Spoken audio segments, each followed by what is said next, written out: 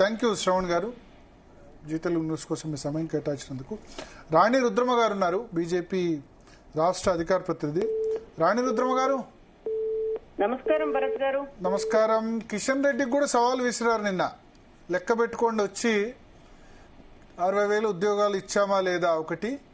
రెండోది, రైతుల మీద ఇంతవరకు ఎవరన్నా పాటు పడిన వ్యక్తి ఎవరైనా ఉన్నారు అంటే అది మా ప్రభుత్వమే. కిషన్ రెడ్డికి కేసీఆర్ వస్తారా, కిషన్ రెడ్డి వస్తారా, నరేంద్ర మోడీ వస్తారా, ఎవరు వస్తారో రండి అన్నారు. ఒకటి మొదటి అంశం ఏంటంటే భరత్ గారు, తెలంగాణ ప్రజలు ఒక అధికారాన్ని ఇచ్చింది. ఇవాళ ఉన్నటువంటి కాంగ్రెస్ పార్టీకి కావచ్చు, గతంలో ఉన్నటువంటి బీఆర్ఎస్ పార్టీకి కావచ్చు, అధికారాన్ని ఇచ్చింది పరిపాలన చేయడం కొరకు. వీరిచ్చినటువంటి హామీలు నమ్మి వాళ్ళు ఓటేసింది, ఆ హామీలు వీళ్ళు నెరవేరుస్తారనేటువంటి ఒక నమ్మకంతో. అంతే తప్ప పొద్దుకులా పక్క పార్టీ వాళ్ళని పట్టుకొని, ప్రతిపక్షాలను పట్టుకొని నువ్వొస్తావా చర్చకు ఎక్కడ కూర్చుందామని అనడానికి కాదు. మీరు ప్రభుత్వంలో ఉన్నారు. నేను ఒక ప్రశ్న చాలా సూటిగా ముఖ్యమంత్రి గారిని అడగదలుచుకున్నా. నిజంగా చర్చలో కూర్చుంటే వీళ్ళని రోడ్డు మీద నిలబెట్టచ్చు. ఎందుకంటే ఇవాళ మీరు ఫస్ట్ ఎంప్లాయ్మెంట్ విషయం తీసుకోండి. బీఆర్ఎస్ పార్టీ తెలంగాణ విద్యార్థుల ఆత్మ బలిదానాల మీద వచ్చిన తెలంగాణలో, ఈ తెలంగాణ రాష్ట్రానికి మేము కాపలా కుక్కలాగా ఉంటామని చెప్పిన వాళ్ళు అధికారంలోకి వచ్చి, ఆ రోజు బీఆర్ఎస్ పార్టీ 10 సంవత్సరాల అధికారంలో ఉండి కూడా ఒక్క ప్రభుత్వ శాఖలో కూడా సంపూర్ణంగా ఖాళీలను ఫిలప్ చేయలేని ఒక అసమర్థమైన పరిపాలనను బీఆర్ఎస్ పార్టీ అందించింది 10 సంవత్సరాలు. దాన్ని బేరీజ్ వేసుకొని రేపు మేము వస్తే అద్భుతమైనటువంటి పరిపాలన ఇస్తామని చెప్పి కాంగ్రెస్ పార్టీ అధికారంలోకి వచ్చింది. వచ్చిన తర్వాత వీళ్ళు మాత్రం ఏం చేశారండి? మేము ఒక్కటే క్వశ్చన్ అడుగుతున్నాము. మీరు ఎన్నికల హామీలు ఇచ్చేటప్పుడు, ఎలక్షన్ క్యాంపెయినింగ్ జరిగేటప్పుడు మీకు జాబ్ క్యాలెండర్ రిలీజ్ చేసేటటువంటి మెకానిజం ఉంది. కానీ ప్రభుత్వంలోకి వచ్చిన తర్వాత మాత్రం మీకు పర్ఫెక్ట్ గా ఒక జాబ్ క్యాలెండర్ రిలీజ్ చేసే మెకానిజం ఎందుకు లేదు అని మేము అడుగుతున్నాం. ఎందుకు ఇవ్వట్లేరు? ఇప్పుడు జూలై ఆగస్ట్ లో జాబ్ క్యాలెండర్ రిలీజ్ చేస్తాం అంటారు. అంటే జాబ్ క్యాలెండర్ రిలీజ్ చేయడానికి 2 సంవత్సరాలు పడుతుందా భరత్ గారు? 2 సంవత్సరాలు పడుతుందా? అంటే వాళ్ళు ఏమంటే వర్గీకరణ మొన్ననే కంప్లీట్ అయింది, ఇటువంటి ఇష్యూస్ ఉన్నాయి, వర్గీకరణ కానీ మిగతా ఇష్యూస్ ఉన్నాయి, వాటిని కంప్లీట్ చేసేందుకు కొంత సమయం పడుతుంది, అందువల్ల కొంత డిలే అవుతుంది అని అంటున్నారు. ఇవాళ దానికి దీనికి ఏం సంబంధం అండి? చిత్తశుద్ధి ఉంటే చెయ్యాలి అనుకుంటే దేనికి కూడా ఇంత సమయం పట్టదు భరత్ గారు. అది మీకు తెలుసు, మాకు తెలుసు. మేమేమంటున్నాము అనంటే పొద్దుకులా విమర్శ చేయడం కొరకు కాదు.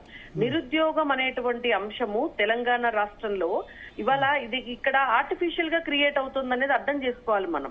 ప్రతి ప్రభుత్వంలో ప్రభుత్వ శాఖలో ఉన్నటువంటి ఖాళీలను ఫస్ట్ ఫిలప్ చేసేటటువంటి సిస్టమ్ ని బీఆర్ఎస్ డెవలప్ చేయక, ఇవాళ కాంగ్రెస్ పార్టీ డెవలప్ చేయక 10-11 ఏళ్ల నుంచి గ్రూప్స్ ఉద్యోగాల కోసం ఎదురు చూస్తున్నటువంటి నిరుద్యోగులను ఎందుకు మోసం చేయాలి అంటున్నా నేను.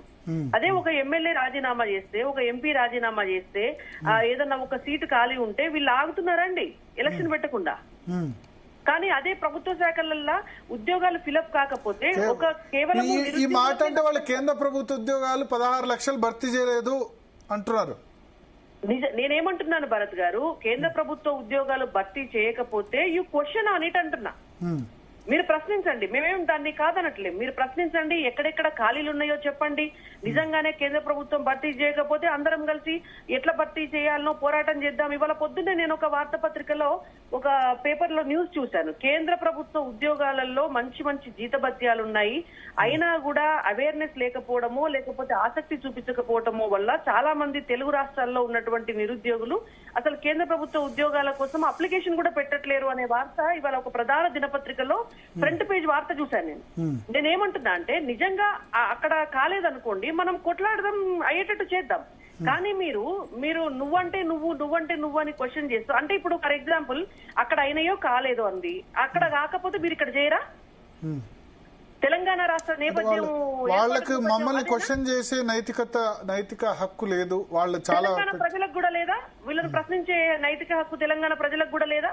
తెలంగాణ ప్రజలు అడుగుతున్నారు అనుకోండి, ఇవాళ తెలంగాణ ప్రజలు అడుగుతున్నారు, నువ్వు అధికారంలోకి వచ్చావు, నువ్వెందుకు ఫిలప్ చేయట్లేవు, ఏదో ఒక వంక పెట్టి 2 ఏళ్ళు ఎట్లా జరుపుతున్నావు అని తెలంగాణ ప్రజలు అడుగుతున్నారు. ఇదే సమాధానం చెప్తారా వాళ్ళు తెలంగాణ ప్రజలకి? నేనేమంటున్నా అంటే నిబద్ధత, నిజాయితీ, మనం దేనికోసము కొట్లాడి తెలంగాణ రాష్ట్రం తెచ్చుకున్నాము అనే ఆలోచన ఉంటే, ఆ ఆలోచన గతంలో బీఆర్ఎస్ పార్టీకి లేదు, ఇవాళ కాంగ్రెస్ పార్టీకి కూడా లేకపోతే ప్రజలు బీఆర్ఎస్ పార్టీకి చెప్పిన సమాధానాన్ని రేపు కాంగ్రెస్ పార్టీకి కూడా డెఫినెట్ గా చెప్తారు. ఇది నిరుద్యోగులకు సంబంధించినటువంటి అంశం, ఉద్యోగాలకు సంబంధించిన అంశం. రెండో అంశం మీరు అన్నారు వ్యవసాయం.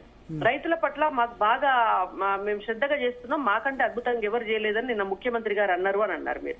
నేను ఒక్కటే మాట చెప్తాను భరత్ గారు, అసలు వీళ్ళు రైతు భరోసా కింద ఒక హామీ ఇచ్చి నువ్వు ఆ హామీనే ఈ రోజు వరకు సంపూర్ణంగా నెరవేర్చలేదు.